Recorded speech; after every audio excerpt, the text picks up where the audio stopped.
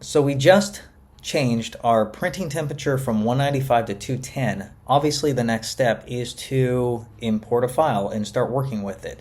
But before we get to that, I want to show you a few sites you can use to obtain free 3D files for printing. The first on the list is Thingiverse. They were the first one on the block to bring up the ability to access and download STL files for free all over the place. Next on the list, we have MakerWorld, mainly designed for their amazing 3D printers that can print up like 24 filaments at once, but you can still download files and print them in a single color. Vases are a good example. Next on the list, we have Colts of 3D, followed by My Mini Factory and All3DP.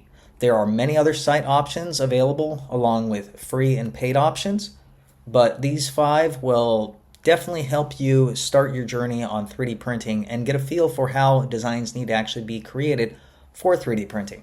But for this tutorial, we're going to jump over to the Sovol website where we're going to obtain our first 3D file called the Benchy.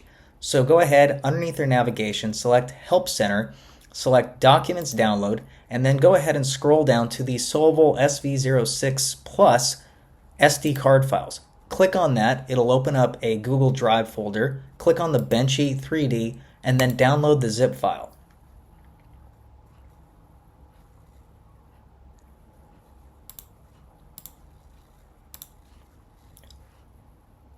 Once that's downloaded, go ahead and find it. I've already got a copy of it, but let me destroy that for you. I'm going to extract that. There's the file. That's what it looks like. Then I'm going to open up Cura. If it's not already open, minimize this window. And then I have 3 ways of loading a file in here. One, I can do it the old school way, going File, Open Files. I can click on this little folder icon, or I can do the common way nowadays, which is to drag and drop something, which is what I will do. So I'm going to take the Benchy file, drag it into the window, and there it is.